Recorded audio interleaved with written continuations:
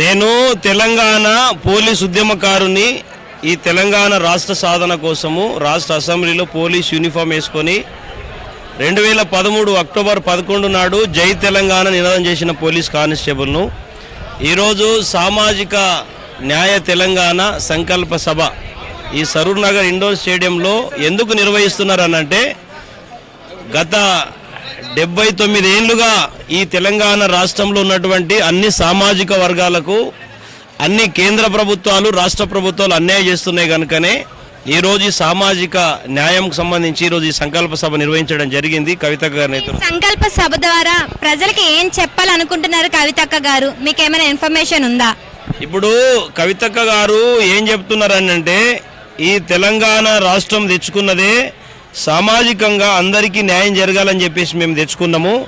కాబట్టి ఈ 10 ఏళ్ల కాలంలో article 14, article 15, article 16, article 17, 21, 23, 24, 38, 39A, 46 article ఇవి సామాజిక న్యాయానికి సంబంధించిన 1951 జనవరి 26 నాడు రాజ్యాంగంలో పొందుపరచబడినటువంటి ఈ సామాజిక న్యాయానికి సంబంధించిన ఆర్టికల్ ఇవి. ఈరోజు సామాజిక న్యాయానికి సంబంధించి విద్య కానీ, ఉపాధి కానీ, రాజకీయ రంగంలో కానీ, వైద్య రంగంలో కానీ అన్ని రంగాలలో ఈరోజు కేంద్ర రాష్ట్ర ప్రభుత్వాలు రాజ్యాంగబద్ధంగా ఈ 10 ఆర్టికల్ ద్వారానే ప్రభుత్వాలు నడవాలి కేంద్రంలో, రాష్ట్రంలో. ఈరోజు కేంద్ర ప్రభుత్వం చూస్తే బండి సంజయ్ లాంటి వాళ్ళు చూస్తే ఈరోజు ఏం చేస్తూ ఉన్నారు? కులం పేరు మీద, మతం పేరు మీద విద్వేషాన్ని రెచ్చగొట్టుకుంటా ఈ ఉన్న చిన్న దేశాన్ని, ఉన్న చిన్న రాష్ట్రాన్ని విచ్ఛిన్నం చేసే ప్రయత్నం చేస్తున్నారు. ఇప్పుడున్న ప్రభుత్వం కానీ, గతంలో ఉన్న ప్రభుత్వం కానీ ఉద్యమకారుల గురించి కానీ, అమరవీరుల గురించి కానీ ఎటువంటి న్యాయం చేయలేదు.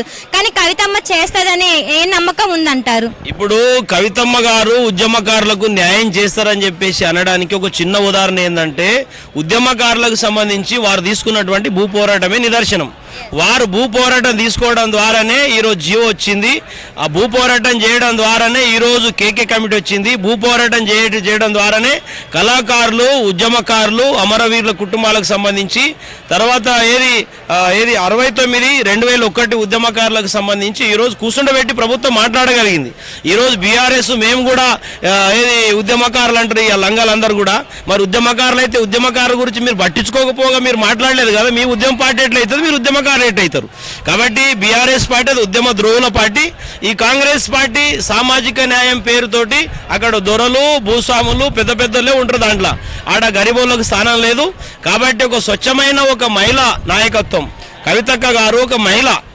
18 మంది ముఖ్యమంత్రులు అయ్యారు ఈ ఏపీ ఉమ్మడి రాష్ట్రానికి, తెలంగాణకి. ఇప్పుడు 3 మళ్ళీ తెలంగాణలో అయ్యారు కదా. అంటే ఈరోజు 50% వాటిలో మహిళా ముఖ్యమంత్రి కూడా కావాలి కదా. మొగలు మీరే రేవంత్ రెడ్డి పోతే ఇంకొక ఉత్తమ్ రెడ్డి పోతే ఇంకొక రెడ్డి, లేకపోతే కేసీఆర్ పోతే కేటీఆర్ గారు, కేటీఆర్ పోతే ఇంకొకరు. అంటే 100 ఇంకోటి చెప్తున్నాం, మేము రెడ్డిలది రావు, మాకు అందరు కావాలి. కానీ ఇక్కడ నడుస్తున్నది పెత్తందారుల రాజకీయం నడుస్తున్నది. ఎవరి దగ్గర డబ్బు ఉంటే వాడి రాజకీయం. ఈరోజు తెలంగాణ కోసం అసెంబ్లీలో జై తెలంగాణ నాకు ఇప్పటికీ అవకాశం రాలేదు. ఒక తెలంగాణ తల్లి విగ్రహం పెడితే ఈ తెలంగాణలో బీఆర్ఎస్ పార్టీకి రిమూవ్ ఫ్రమ్ సర్వీస్ చేసిందంటే వీళ్ళు తెలంగాణ కోసం మాట్లాడిన నైతిక అర్హత ఏడున్నది. కాబట్టి ముఖ్యంగా ఈరోజు తెలంగాణలో అంతిమంగా ఒక మహిళా ముఖ్యమంత్రి కావాలి. ఇప్పుడు ఒకటమ్మా, మేము టీఆర్ఎస్ వచ్చుట్లో అప్పుడు టీఆర్ఎస్ ఉండే కేసీఆర్ గారి పార్టీ, టీఆర్ఎస్ గవర్నమెంట్ వచ్చుట్లో మా పాత్ర ఉన్నది. మళ్ళీ బీఆర్ఎస్ సెకండ్ టైం గెలుచుట్లో మా పాత్ర ఉన్నది. తెలంగాణ తెచ్చుట్లో మా పాత్ర ఉన్నది. మళ్ళీ కేసీఆర్ గవర్నమెంట్ కూలదోసుట్లో మా పాత్ర ఉన్నది. ఇప్పుడు కాంగ్రెస్ను తీసుకొచ్చుట్లో మా పాత్ర ఉన్నది. ఇప్పుడు కాంగ్రెస్ను కూలదోలి మళ్ళీ బీఆర్ఎస్ను బంగాళాఖాతం కలిపి కవితమ్మను ముఖ్యమంత్రి చేస్తున్నట్లు కూడా మా పాత్ర ఉంటుంది. ఎందుకనంటే ఈరోజు ఒక మహిళలు వంటింటి కుందేలు ఉండాలి, కిచెన్లో ఉండాలి, ఒక ఏది భార్య అంటే బానిస ఉండాలి, భర్త అంటే ఇక రుబాబుగా ఇక నేనే, అట్లా కాదు కదా. ఈరోజు చెప్పుకోవడానికి సామాజిక మహిళలకు కూడా ప్రాధాన్యత ఉండాలంటున్నారు. అందరూ ఎస్సీ ఎస్టీ బీసీల పేరు మీద అనేక రాజకీయాలు చేస్తున్నారు. ఎవరికి న్యాయం జరుగుతూ ఉన్నది? అంతిమంగా మేము కోరుతున్నాము, ఇల్లైనా మహిళతోటే బాగుంటుంది, ఒక సంసారం అయినా మహిళతోటే బాగుంటుంది, ఒక రాజ్యమైన మహిళతోటే బాగుంటుంది. కాబట్టి ఈరోజు కవితక్క గారి ద్వారా మేము ఆశించేది ఏంటంటే, సరే వారు ముఖ్యమంత్రి అయితే ఈ రాష్ట్రంలో కొత్తలకు అవకాశాలు వస్తాయి. ఎన్టీ రామారావు గారు ఇచ్చిండ్రు, వైఎస్ గారు ఇచ్చిండ్రు, మరి కేసీఆర్ గారు ఇచ్చిండ్రు, రేవంత్ రెడ్డి ఆధ్వర్యంలో. ఒక్కడన ఉద్యమకారుడు అంతా సన్నాసులు ఉన్నారు, ఒక్కడు పనికి మాలలో ఉన్నారు. ఎవడు ఉద్యమం సంబంధం లేని వాళ్ళు 100 ఎకరాలు కొనుక్కున్నారు, 1000 కోట్ల రూపాయలు దోచుకున్నారు. వీళ్ళు దోపిడి దొంగలు, అవినీతి పరులు. వీళ్ళకు వీళ్ళ బతుకంతా కూడా రేపు కవితక్క గారి నాయకత్వంలో తెలంగాణ రక్షణ సేన పార్టీ ఆధ్వర్యంలో తప్పకుండా వీళ్ళ భాగవతం అంతా కూడా ప్రజలు చెప్తాం మేము. రేపు ప్రజలు వీళ్ళకందరూ చీతరించి ఓట్లు వేయకపోతే గెలిచేది మేము, అసెంబ్లీకి వచ్చేది మేము, ముఖ్యమంత్రిగా మా యొక్క కవితమ్మ గారు ఉంటారు. ఈ రాష్ట్రంలో తెలంగాణ రక్షణ సేన పార్టీ అధికారంలో వస్తుంది. కేటీఆర్, మేము ఒకటి చెప్తున్నాం, కేటీఆర్ గారు మీరు అనవసరంగా కలలు కనకండి. ఇదేమన్నా ఫ్యాషన్ షో కాదు. మీ డాడీ పేరు మీద ఏది కేసీఆర్ గారి పేరు మీద పబ్లిక్ ఉద్యమకారులు వీళ్ళందరూ కూడా స్ట్రెంత్ అయినటువంటి పార్టీ కాబట్టి వస్తుంది. స్పీచ్ ఇచ్చిపోతున్నా, నీ గ్రౌండ్ తెలియదు. కేటీఆర్ గారు కవితమ్మ గారికి 100% గ్రౌండ్ తెలుసు, గ్రౌండ్ రియాలిటీ తెలుసు. కవితమ్మ గారికి వాస్తవ పరిస్థితి తెలుసు కనుకనే ఈరోజు పాలమూరు రంగారెడ్డి మీద కొట్లాడితే ముఖ్యమంత్రి మంత్రులే ఈరోజు కదిలిండ్రు. తర్వాత ఈరోజు రైతుల విషయంలో కొట్లాడితే ప్రభుత్వం స్పందించింది, ఉద్యమకారుల విషయంలో కొట్లాడితే జియో వచ్చింది, కేకే కమిటీ వచ్చింది, వాళ్ళు చర్చలు జరిగినాయి. ఈరోజు ముఖ్య విద్యార్థుల కోసం కొట్లాడితే విద్యార్థులకు ఈరోజు నిన్న కానిస్టేబుల్ ఉద్యోగాలు వచ్చినాయి, గతంలో స్టాఫ్ నర్స్ ఉద్యోగాలు వచ్చినాయి. కవితక్క గారు అందరికీ ఈరోజు సింగరేణి వాళ్ళ కోసం కూడా కొట్లాడుతున్నారు. కానీ ఈరోజు కవితక్క గారు పోరాడుతుంది సమస్యల ఎజెండాగా, ప్రజల యొక్క సమస్యల ఎజెండా కొట్లాడుతున్నారు. ఈరోజు కాంగ్రెస్ పార్టీ రేవంత్ రెడ్డికి చెప్తున్నా నేను, నీకేమన్నా నీ పాలన మీద చిత్తశుద్ధి ఉంటే ఈరోజు వృద్ధులకు మరి వయోపరిమితి పెరిగినటువంటి వాళ్లకు 4000 రూపాయల పెన్షన్ ఇస్తాను. అది ఒరిజినల్ సంక్షేమం, ఎందుకు పక్క పెట్టినామని అడుగుతున్నాం మేము. ఈరోజు వికలాంగులకు 6000 పెన్షన్ ఇస్తాను. అది నిజమైన లబ్ధి. ఒక వికలాంగుడు నడవడానికి రాదు, తినలేడు, బతకలేడు కాబట్టి ఆయనకు ఒక ఉపాధి. మరి అదెందుకు ఇస్తలేమంటున్నాం. ప్రతి మహిళకు 2500 రూపాయలు ఇస్తుంటేనే గవర్నమెంట్ ఏర్పాటు చేసిండ్రు. ఈరోజు మహిళలకు మోసం చేసినావు, ఒక పక్క వికలాంగులకు మోసం చేసినావు, వృద్ధులకు మోసం చేసినావు, ఇంకో పక్కనేమో ఎవరికి మహిళలకు మోసం చేసినావు. 25,000 ఇవ్వకుండా. కాబట్టి ఈరోజు రైతులకేమో 2 లక్షలు అన్నావు, సగం మందికి రుణమాఫీ చేసినావు, సగం మంది రుణమాఫీ కాలే. ఈరోజు ముఖ్యంగా ఏ రకంగా మీకు నైతికత ఉన్నది? మేము ఫ్రీ కరెంట్ 200 యూనిట్ ఇస్తున్నాం. ఈరోజు మేము గవర్నమెంట్ వస్తే 400, 500 ఇస్తాం. అట్లా కాదు కదా. ప్రజలకు నువ్వు మేనిఫెస్టోలో ఏమి ఇచ్చినావు, ఏం హామీ ఇచ్చినావు?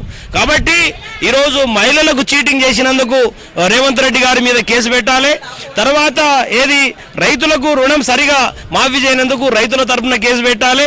తర్వాత ఈ వికలాంగులకు వృద్ధులకు మోసం చేసినందుకు కూడా కేసు పెట్టాలి. ఉద్యమకారులకు కూడా మోసం చేసి ఇది పెద్ద ఉద్యోగ మోసం. ఈరోజు మేము చెప్తున్నాము, మా యొక్క చెమట, మా యొక్క రక్తము, మా కష్టము, మా యొక్క ధర్మంతో మీరు పాలిస్తున్నారు. ఇక్కడ మా ధర్మంతో చాలా మంది ఎమ్మెల్యేలు ఇక్కడ తెలంగాణ రాకపోతే ఈ కొడుకులు గప్చు బండల్లో కూడా ఎవడు పెట్టుకోడు, ఈ అడ్డ మీద కూలి ఎవడు పెట్టుకోడు, వీళ్ళకి రిక్షా దొక్కడని కూడా ఎవడు పిలువాడు. కానీ మేము ఉద్యోగాలు త్యాగం చేసి తెలంగాణ కోసం కొట్లాడితే ఒక్కొక్కడు ఫార్చునర్ కార్లో తిరుగుతుండు, 100 ఎకరాలు మాకున్న ఇన్ఫర్మేషన్ మట్టుకు గత ప్రభుత్వంలో ఎమ్మెల్యేలు, మంత్రులు వాళ్ళందరూ కలిసి 3 లక్షల ఎకరాలకు ఎగరామం పెట్టిండ్రు. 3 లక్షల ఎకరాలు భూతోపిడి జరిగింది.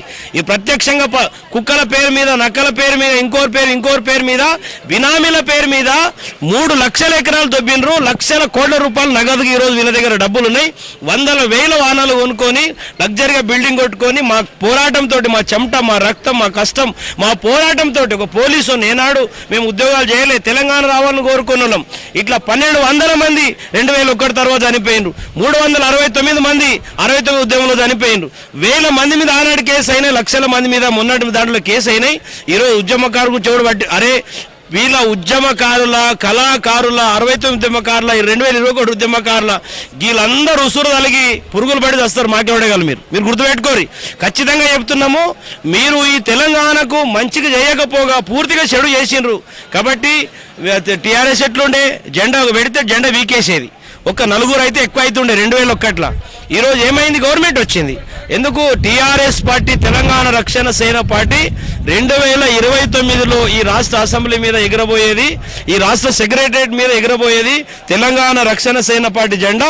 ఈ రాష్ట్రానికి ముఖ్యమంత్రి కాబోయే ముఖ్యమంత్రి అయ్యేది తొలి మహిళ ముఖ్యమంత్రి, అది కూడా మన కవితక్క గారు ముఖ్యమంత్రి అవుతారు. వారి ఆశీర్వాదంతో మేమందరం కూడా తప్పకుండా వారి నాయకత్వంలో బ్రహ్మాండంగా పనిచేసి ఈ పందికొక్కులు నక్కలన్నీ కూడా తప్పకుండా వాళ్ళ మీద పోరాటం చేసి ఇంటికి పంపించే బాధ్యత మేము తీసుకుంటాం. మేము ఉద్యమకారులందరూ కూడా అప్పీల్ చేస్తూ ఉన్నా, అమరవీరుల కుటుంబాలకు అప్పీల్ చేస్తూ ఉన్నాం. ఎస్సీ, ఎస్టీ, బీసీ, మైనార్టీ అన్ని వర్గాల ప్రజలకు సామాజిక న్యాయం జరగాలంటే ఒక మహిళా నాయకత్వాన్ని మనం బలపరుద్దాం. ఈరోజు ఈ రాష్ట్రంలో అసలు ఎమ్మెల్యేలుగా మేము అర్హులం. ఈ చెత్తనా కొడుకులు ఎవడెవడో ఈ సంకనాకేటోళ్ళు, కాలు మొక్కేటోళ్ళు, దండం పెట్టేటోళ్ళు, ఈరోజు గులాంగిరి చేసేటోళ్ళు, ఏవి గులాం బాడుకోళ్ళకి అందరికి కూడా ఈరోజు ఎమ్మెల్యేలు మంత్రులు చేశారు. ఎవడన్నా ఆ మంత్రివర్గంలో ఉన్న ఒక్కరిని కూడా తెలివి లేదు, చదువు లేదు, బుద్ధి లేదు, జ్ఞానం లేదు, అసలు వెధవలను తీసుకొచ్చి మంత్రులను చేశారు. గతంలో బీఆర్ఎస్ అయినా ఇప్పుడు కాంగ్రెస్ అయినా. కాబట్టి పచ్చి రౌడీ లెక్క బిహేవ్ చేస్తారు. మాట తీరు బాగుండదు. వాళ్ళంతా ఎట్లున్నదని అంటే దోపిడి తప్ప ఇంకోటి లేదు. తెలంగాణ ఆంధ్ర పోయి తెలంగాణ వచ్చింది తప్పితే తెలంగాణలో ఏ మార్పు జరగలే.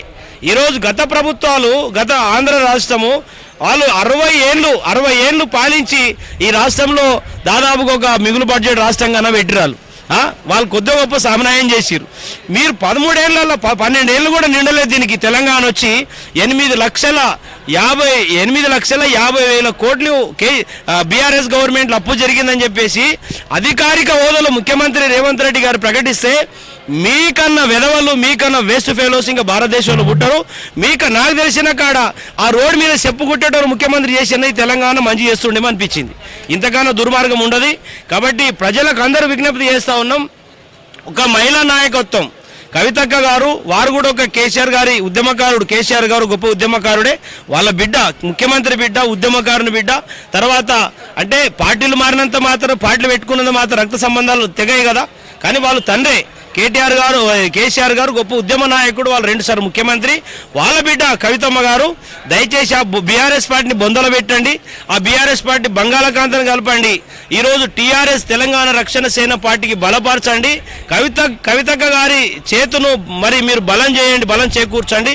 మీరందరూ ఆశీర్వదించండి, దీవించండి. మేము అందరం చెప్తున్నాం కదా, కవితక్క గారు ముఖ్యమంత్రి అయితే మహిళలకు న్యాయం జరుగుతుంది, ఎస్సీ, ఎస్టీ, బీసీలకు న్యాయం జరుగుతుంది, అన్ని వర్గాలకు వాళ్ళ హక్కులు సాధిస్తాము. వాళ్ళు ఒకటే చెప్తారు, పాంచజన్య పథకం తీసుకొచ్చిండు, ఫ్రీ వైద్యము, ఫ్రీ ఎడ్యుకేషన్, వైద్యము, విద్య 2 ఫ్రీ అని చెప్పారు. ఇంతకన్నా ఏం కావాలా? ఇక ప్రైవేట్కి పోయేదే లేదు. కాబట్టి రాష్ట్ర ఖజానంతా తీసుకొచ్చి మీ సంక్షేమం, అభివృద్ధి కోసం వాడతానని చెప్తా ఉన్నారు. కాబట్టి మీరందరూ కూడా కవితక్క గారిని దీవించి ఆశీర్వదించి ముఖ్యమంత్రి చేయాలని చెప్పేసి మనస్ఫూర్తి కోరుతున్నారు. జై తెలంగాణ.